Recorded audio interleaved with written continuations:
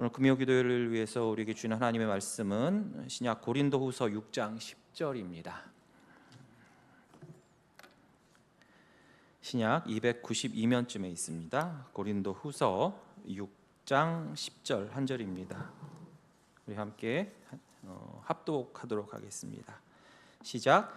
근심하는 자 같으나 항상 기뻐하고, 가난한 자 같으나 많은 사람을 부요하게 하고, 아무것도 없는 자 같으나 모든 것을 가진 자로다. 아멘. 이 사람이 겉만 봐서는 다 알 수가 없죠, 그 사람에 대해서. 여러분은 다른 사람의 그 눈에 비춰진 모습, 그리고 그들에게 인식된 모습하고 실제 내 자신이 얼마나 일치가 된다고 생각하십니까? 반대로 여러분이 주변 사람들을 이제 생각하거나 평가하는 것이 바로 그 사람의 모든 것이라고 또 생각할 수가 있을까요?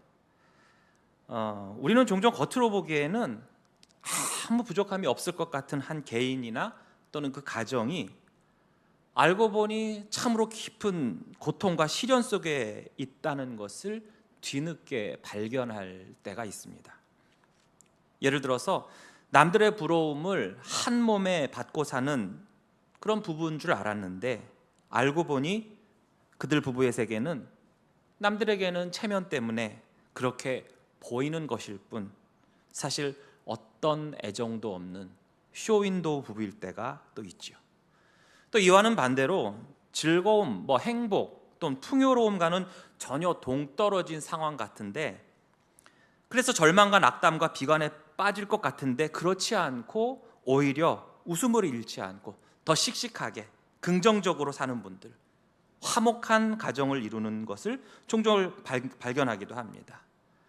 자, 오늘 본문을 보시면 겉으로 드러나는 상황, 외적인 모습만 보고 참으로 부정적인 그리고 비관적인 세상의 판단을 받지만, 정작 당사자들은 그와는 정반대의 삶을 사는 사람들을 만나게 돼요. 이들은 세상의 시선 따위는 아랑곳하지 않는 그런 사람들입니다. 세상이 자신들을 뭐라고 평가하는지, 그리고 뭐라고 비판하는지에 자신들의 인생이나 감정을 허비하지 않는 사람들이에요. 그들은 바로 바울 자신과 그 일행들이었습니다. 세상은 이들을 그리스도인이라고 부르죠. 당시 그리스도인들은 세상 사람들과 무척이나 달랐습니다. 그리스도인은 예수님을 모르는 세상 사람들과 좀 다를 수도 있어가 아니라 반드시 달라야 한다고 성경은 말씀하시죠.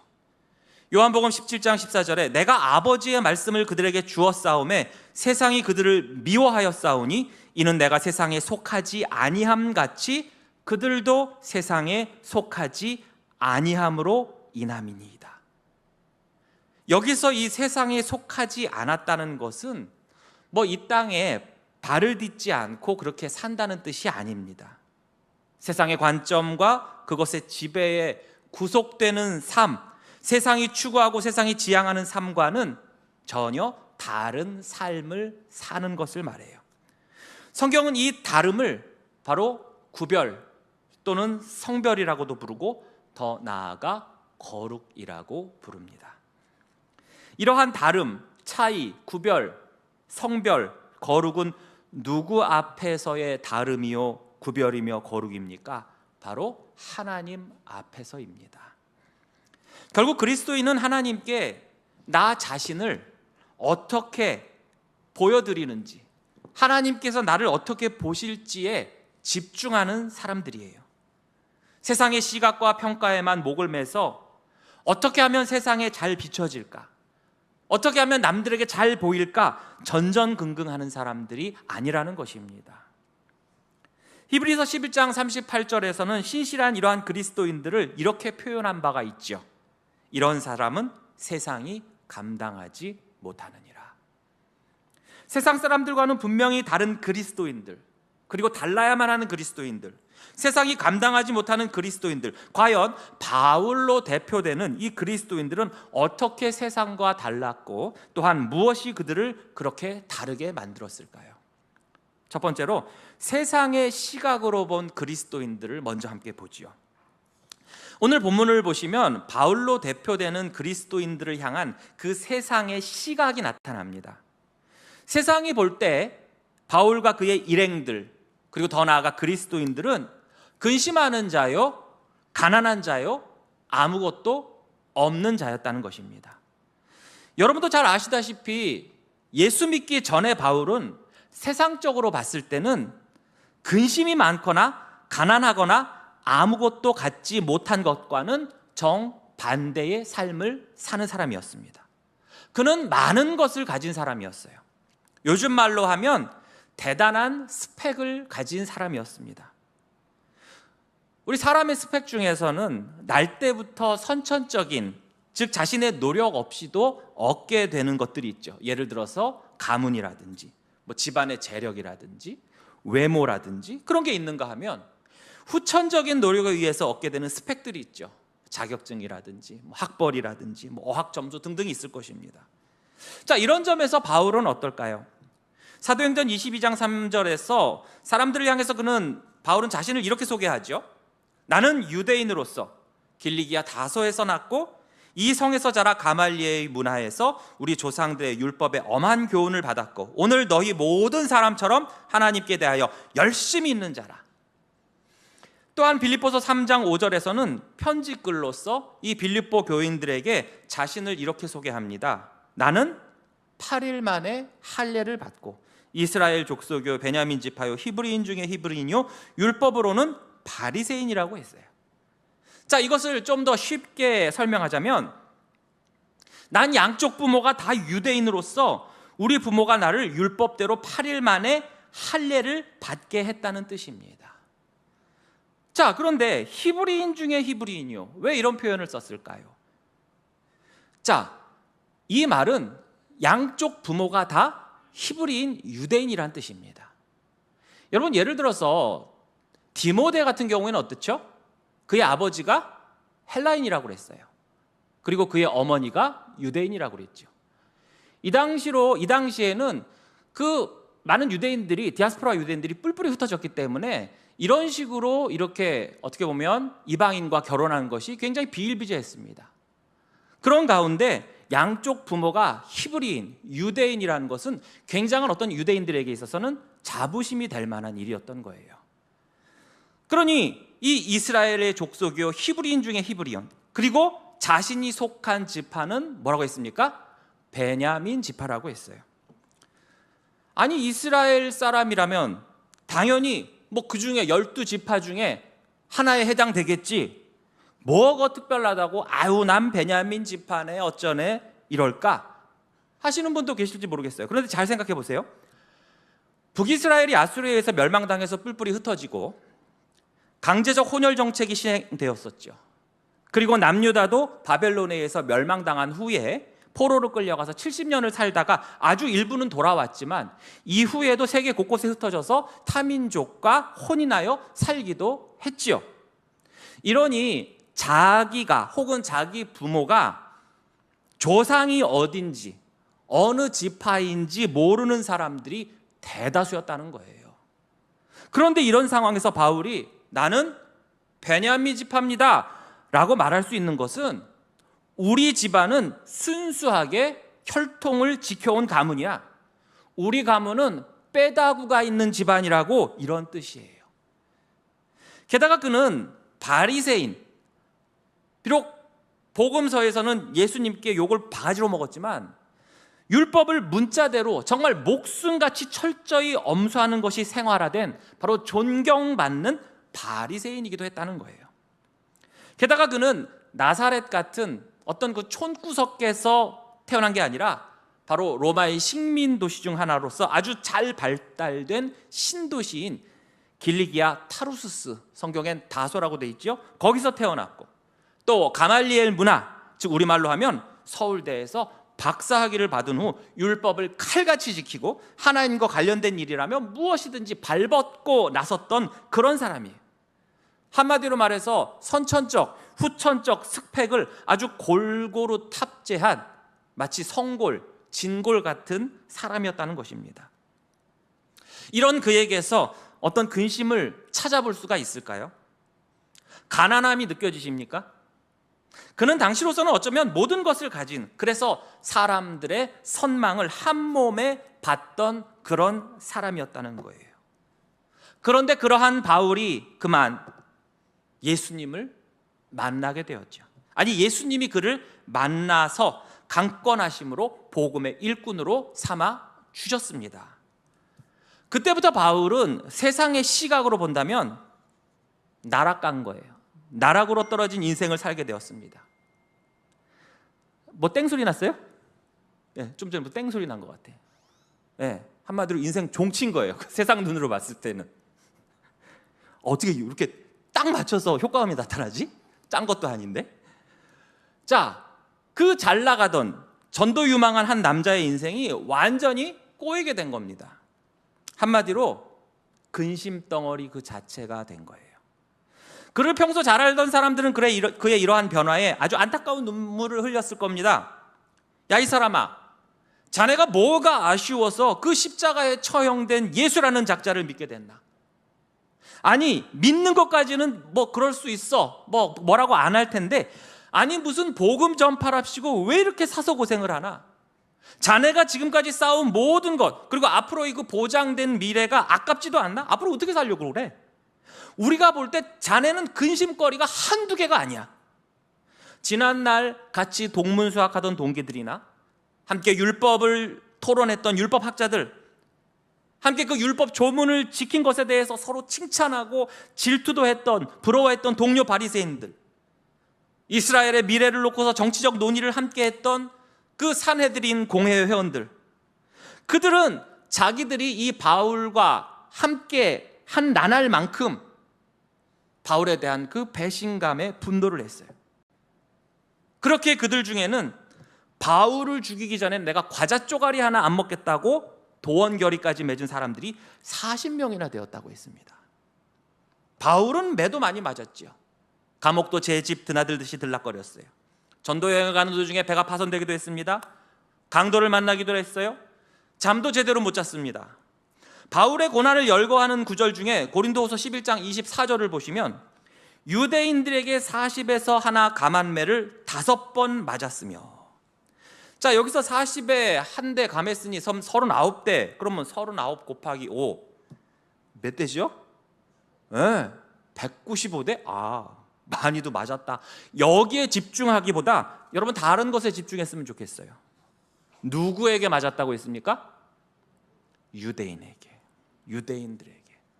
자기 동족에게 맞았다는 것이 훨씬 바울로 하여금 어때요? 고통스럽게 느껴지게 하지 않았을까요? 차라리 로마 군병이나 다른 이방인들에게 맞았다면 그냥 그러려니 할 텐데, 동족에게 맞은 것이 더 아프고 더 애통해요.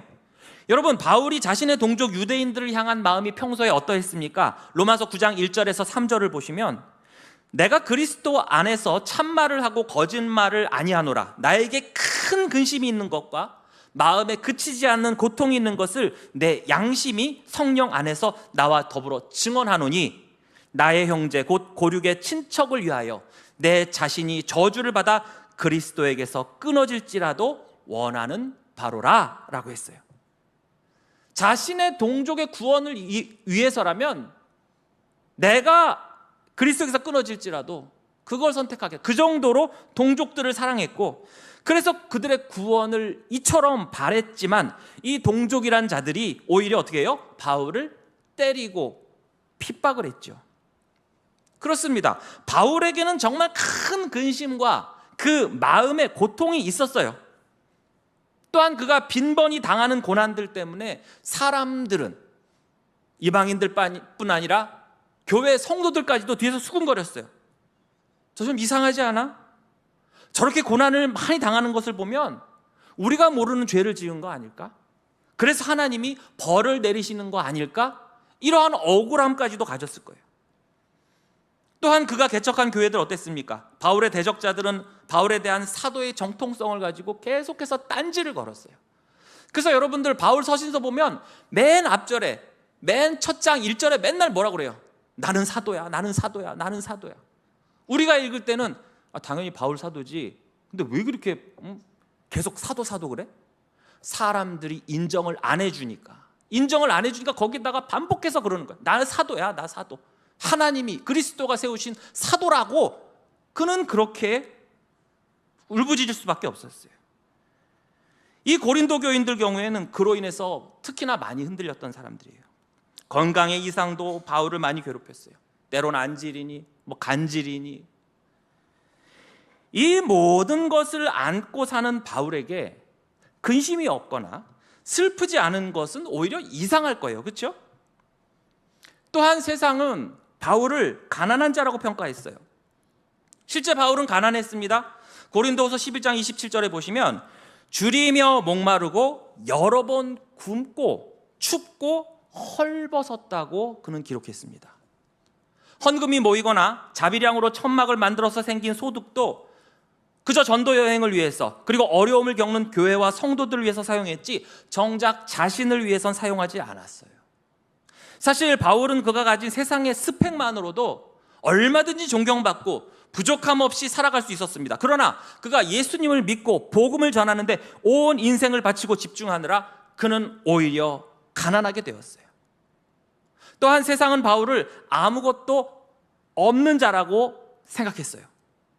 앞에서 이 가난한 자가 어떤 재물에 한정된 것이라면 이 아무것도 없는 자라는 것은 말 그대로 재물을 포함한 이 땅에서의 그 좋아 보이고 세상에 속해 있을 때 세상이 추구하고 누구나 갈망할 만한 것들을 전혀 가지고 있지 않다는 것을 의미합니다.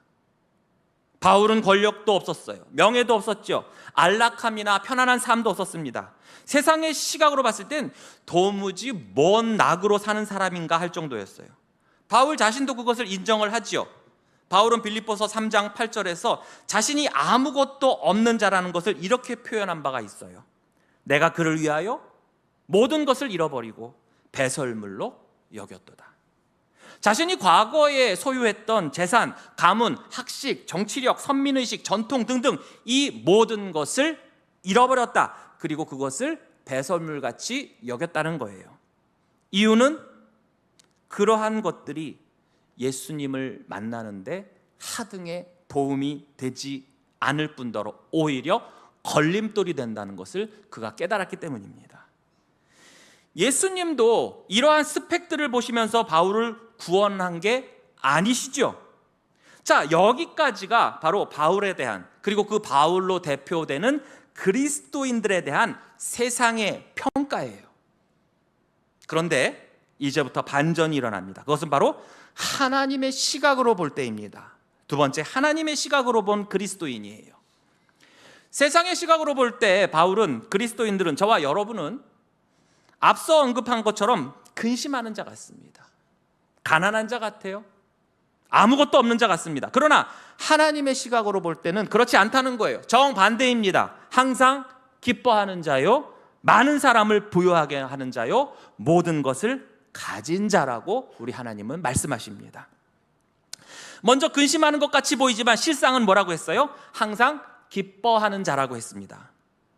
앞서 여러 가지 예를 들었던 것처럼 바울은 모든 것이 근심투성이인 사람처럼 보였고 실제 그는 근심을 했습니다. 그리고 그것이 당연해 보였죠. 그의 삶 어디에도 세상의 낙이 존재하기는 하겠습니까? 그런데 그럼에도 불구하고 옥중서신 중 하나인 이 빌립보서에서 바울은 자신의 기쁨에 대해서 끊임없이 이야기를 했고, 더 나아가 빌립보 교인들 또한 밖에 있는 사람들에게 이 감옥 안에 있는 나처럼 기뻐하라고 권면하고 있습니다. 왜냐하면 세상이 말하는 근심과 세상이 바라보는 근심과 자신의 근심은 바로 그 근원 자체가, 그리고 그 결과가 완전히 결을 달리하고 있기 때문입니다. 고린도후서 7장 10절 말씀에 하나님의 뜻대로 하는 근심은 후회할 것이 없는 구원에 이르게 하는 회개를 이루는 것이요, 세상 근심은 사망을 이루는 것이니라. 아멘.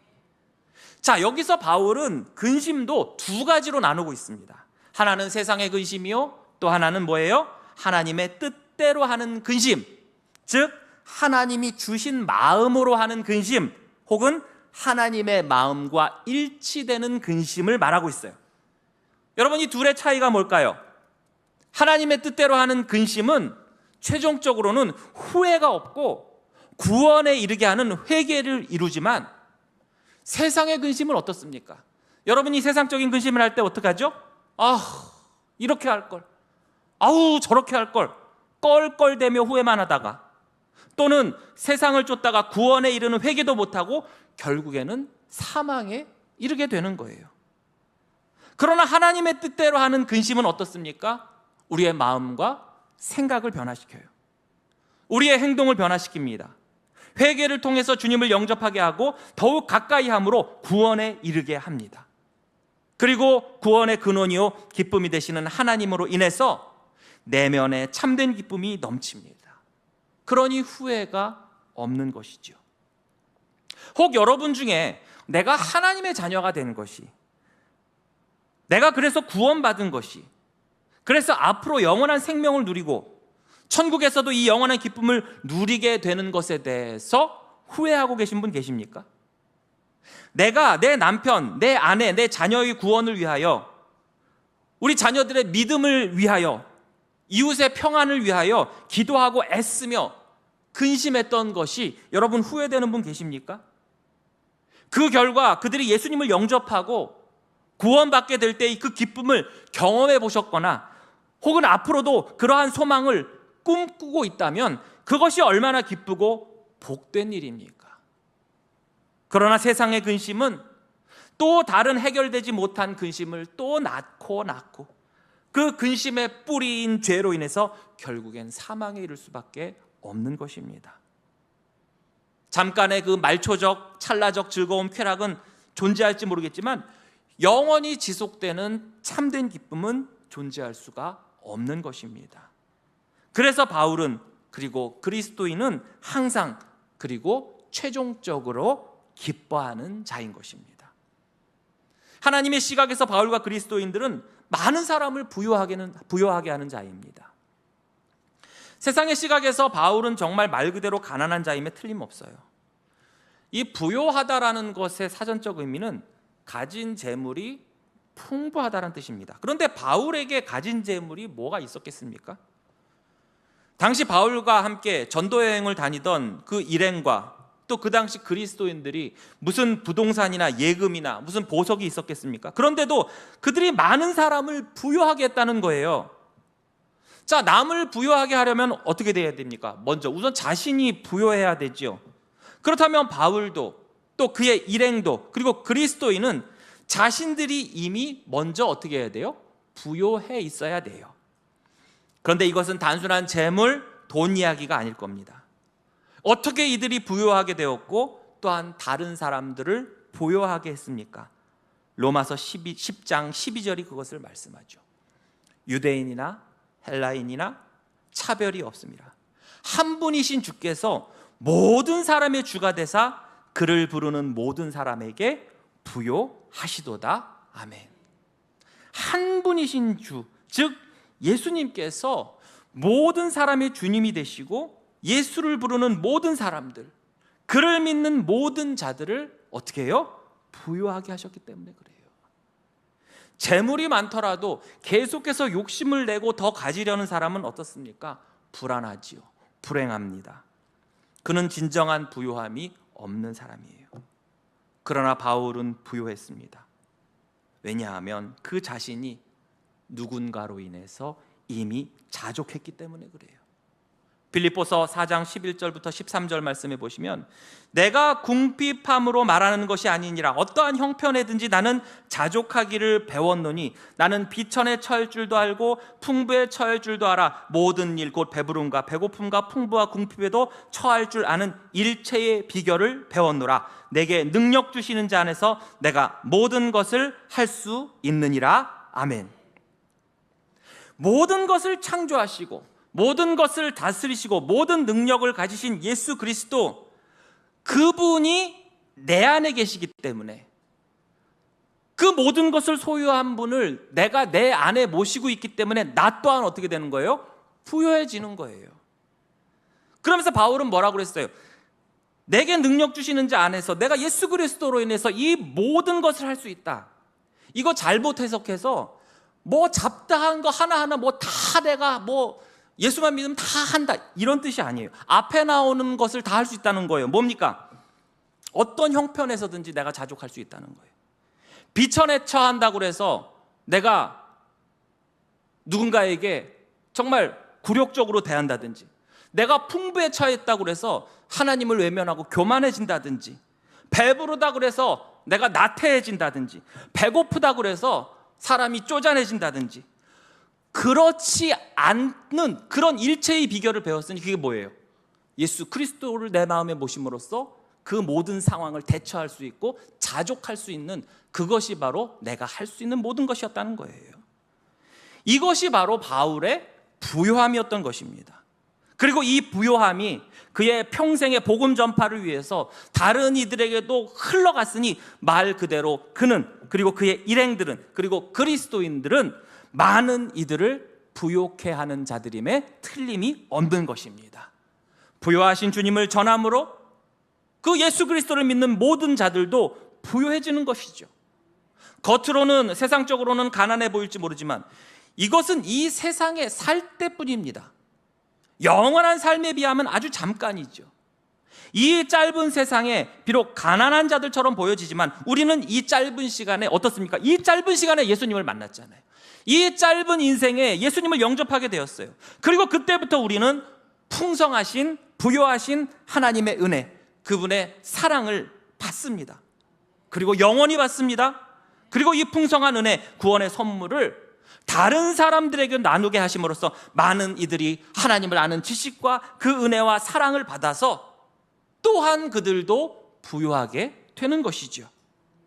그동안 우리 교회에서도 주변 이웃들에게 복음 전도를 통해서 또한 이런저런 모습의 나눔 운동을 펼쳐왔어요.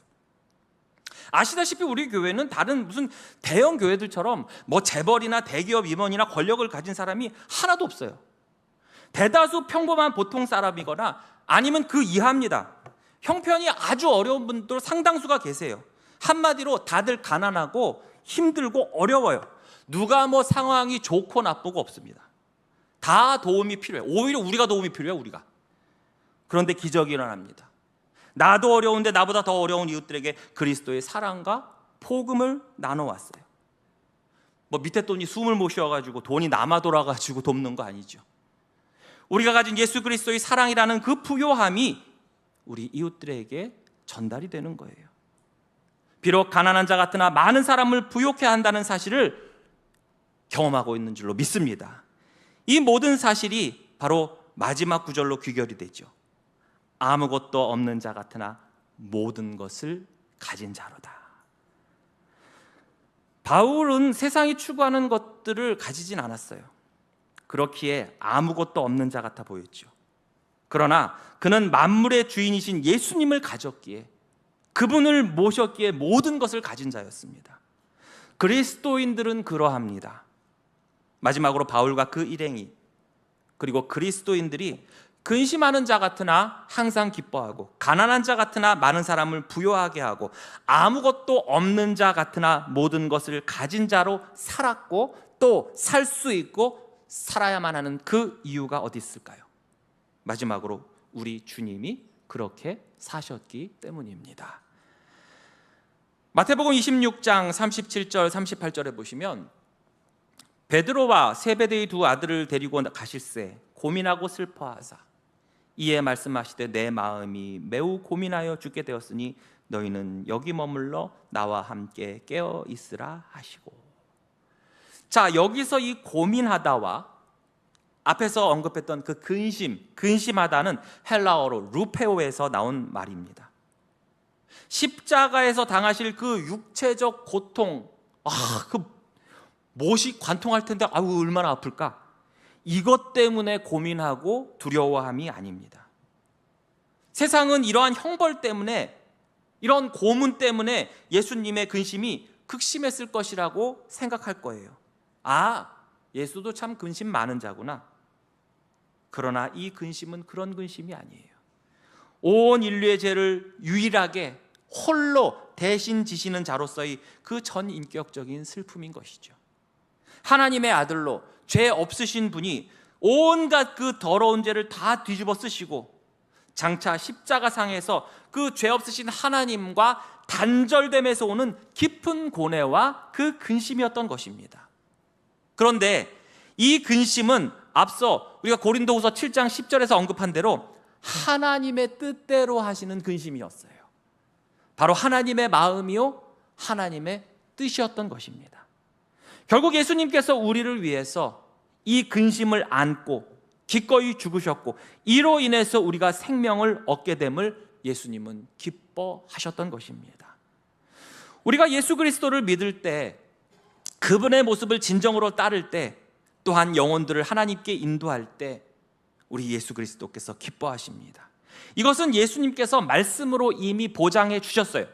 요한복음 14장 1절에 너희는 마음에 근심하지 말라, 하나님을 믿으니 또 나를 믿으라. 우리가 근심하는 자 같으나 항상 기뻐하기 위해선 이처럼 하나님을, 예수 그리스도를 믿을 때 가능한 것입니다. 예수님 또한 늘 그렇게 하나님 아버지를 믿고 신뢰하고 동행하셨어요. 또한 우리 예수님은 말 그대로 정말 가난하셨습니다. 아무것도 없는 자 같았어요. 예수님의 가난을 단적으로 표현한 구절이 있죠. 마태복음 8장 20절에 보시면 예수께서 이르시되 여우도 굴이 있고 공중의 새도 거처가 있으되 인자는 머리 둘 곳이 없다 하시더라. 아니, 무슨 메시아가, 구원자가 이렇게 가난할 수가 있단 말인가? 그러나 바울은 고린도후서 8장 9절을 통해서 우리 예수 그리스도의 가난이 우리에게 어떤 은혜가 되었는지를 이렇게 선포하죠. 우리 주 예수 그리스도의 은혜를 너희가 알거니와 부요하신 이로써 너희를 위하여 가난하게 되심은 그의 가난으로 말미암아 너희를 부요하게 하려 하심이라. 아멘. 오늘 본문에서 바울과 그 일행이 가난했지만 다른 이들을 부요하게 한 것의 원천은 바로 예수님의 가난하심으로 말미암아 그들을 부요하게 하셨기 때문이었습니다. 또한 예수님은 이 땅에서 아무도 인정하지 않는 조롱하는 의미의 유대인의 왕이셨어요. 전 우주적으로 봤을 때는 정말 먼지보다도 작은 지역을 다스리던 헤롯이나 빌라도 같은 이들에게도 조롱당했던 분이십니다. 그처럼 예수님은 아무 지위도 권력도 권세도 능력도 없어 보였고, 그런 너 자신이나 구원해보라고 욕을 당하셨어요.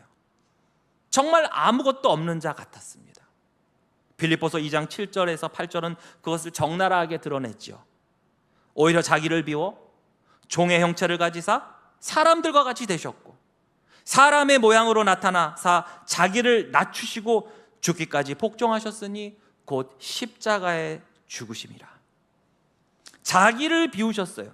즉 아무것도 없는 자 같았어요. 종의 형체라고 했어요. 종은 자신의 것이 아무것도 없는 자였습니다.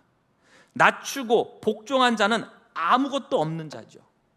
그리고 십자가에서 죽으셨어요. 죽은 자는 아무것도 가진 것이 없는 자예요. 우리가 십자가에 달린 예수님을 보면, 우리가 성화나 이런 데 보면 허리에 헝겊이 있지만 원래는 어땠습니까? 그것마저도 없었어요. 정말 아무것도 없는 자였어요. 그러나 그렇게 보일 수 있겠지만 사실은 어떤 분이시죠? 우리 예수님은 모든 것을 다 가지신 분이셨어요. 그 뒤를 이어 나오는 빌립보서 2장 9절에서 11절 말씀이 그것을 증거하죠. 이러므로 하나님이 그를 지극히 높여 모든 이름 위에 뛰어난 이름을 주사 하늘에 있는 자들과 땅에 있는 자들과 땅 아래에 있는 자들로 모든 무릎을 예수의 이름에 꿇게 하시고 모든 입으로 예수 그리스도를 주라 시인하여 하나님 아버지께 영광을 돌리게 하셨느니라. 아멘. 천지 만물을 지으신 주인이신 하나님께서 예수님을 부활하게 하시고 그를 지극히 높여 모든 이름 위에 뛰어난 이름을 주셨어요. 모든 것을 가진 자만이 누릴 수 있는 특권이죠. 하늘과 땅과 땅 아래에 있는 모든 자들을 지배합니다. 모든 것을 가진 자만이 할 수 있는 거예요. 모든 입이 곧 주인이라고 시인을 합니다. 모든 것을 가진 자만이 할 수 있는 거예요. 그리고 우리 예수님이 바로 그러한 분이십니다. 그리고 그분을 내 안에 모신 순간 우리 또한 모든 것을 가진 자가 되기에 우리 또한 부요한 자가 되는 것입니다. 이처럼 오늘 본문 고린도후서 6장 10절은 제일 먼저는 우리 예수 그리스도 그분 자신의 이야기이고, 또한 그분을 모시고 그분을 따른, 끝까지 따른 바울의 모습이며 당시 그리스도인들의 모습이었습니다. 저와 여러분도 그리스도인 맞으십니까? 그렇다면 오늘 말씀의 모습이 바로 우리의 모습인 줄로 믿습니다. 그리고 이것이 바로 그리스도인은 무엇이 다른가에 대한 대답이 될 겁니다. 참으로 힘들고 어려운 상황에서 너무나 힘들지만 저와 여러분 모두 근심하는 자 같으나 항상 기뻐하고, 가난한 자 같으나 많은 사람을 부유하게 하고, 아무것도 없는 자 같으나 모든 것을 가진 자들임을 확신하시고 다시금 힘을 내서 주님과 함께 일어서시기를 주의 이름으로 축복합니다.